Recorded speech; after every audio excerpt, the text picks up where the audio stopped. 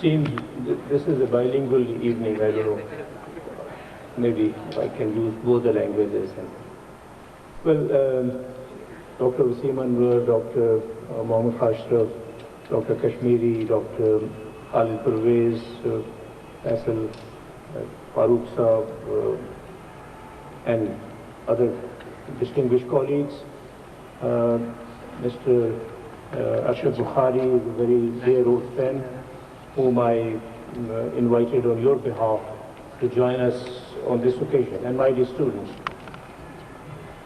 It is indeed a pleasure for me to be with you, and as I sat through the evening and listened to your speeches and the other skits that you produce, I had the same good feeling of reassurance that yes, the residents of Iqbal Hostel are very special. They are very talented, very competent.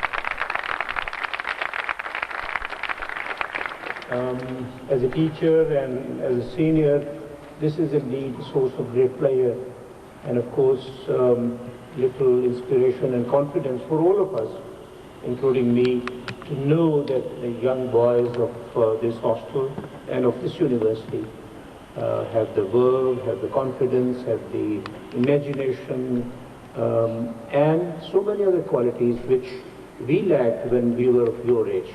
So I think we are very satisfied, and this is what makes Iqbal Hostel, and this is what makes GCU so different from other places.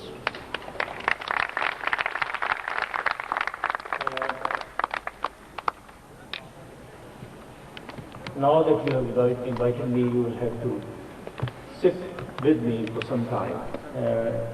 Like all seniors, I would like to share with you one or two things, which may be of some use to you later in life.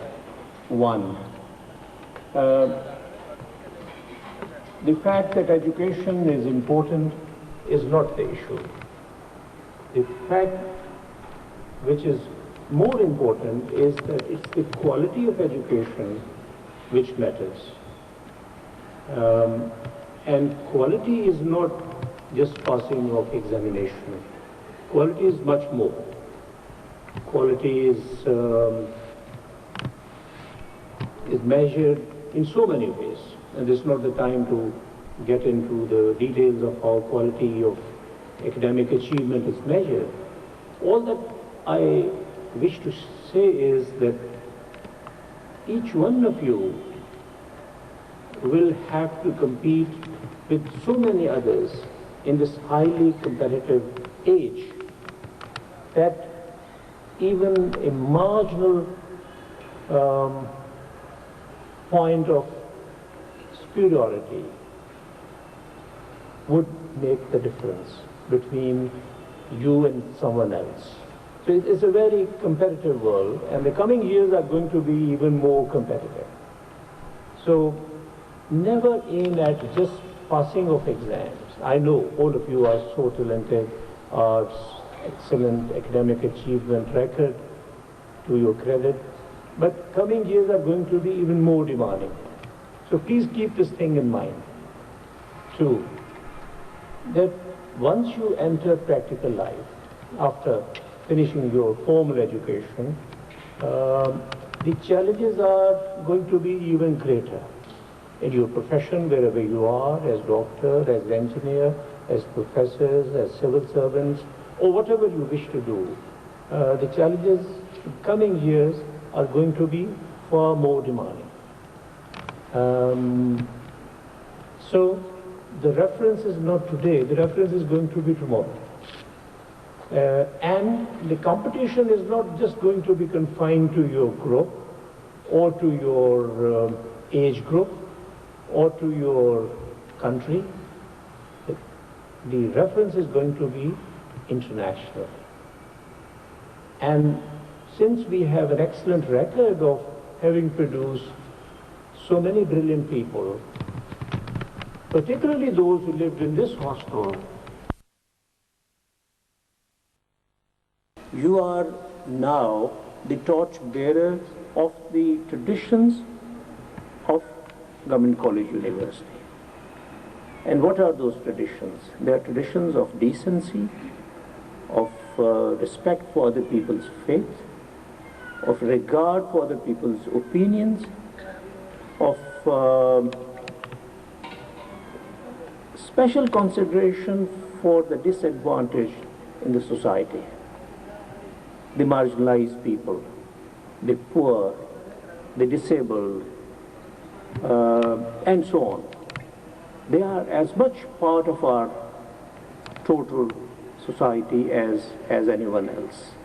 So, and as God has ordained, as the religion teaches us, as the morals that we imbibe in ourselves tell us, we have to have a special place for them. And we have to learn to share whatever nature gives us, whatever Allah gives us.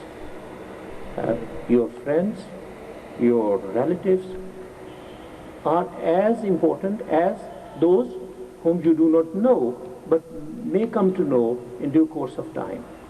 So you must share whatever Allah gives you in the form of His bounty, which is endless.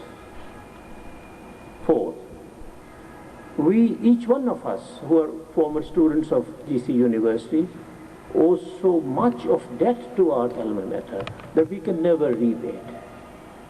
So you must, each one of you, as soon as you become earning, productive members of our society, or wherever you are, you must try to repay the debt.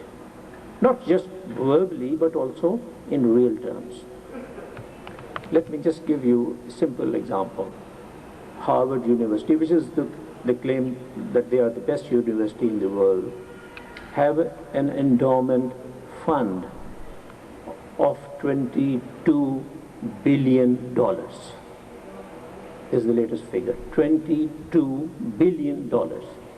And that endowment fund is the contribution of the former students of Harvard University, which is a kind of tribute of each one of them to their alma mater. The moment they start earning, they start sending their donations. The donation may be $1 million, or the donation may be $1. The university acknowledges it with thanks and with gratitude. Now, if Harvard, which has got $22 billion worth of endowment fund and has got so many other resources and assets, needs it, that means that each good educational institution should strengthen this tradition. Why?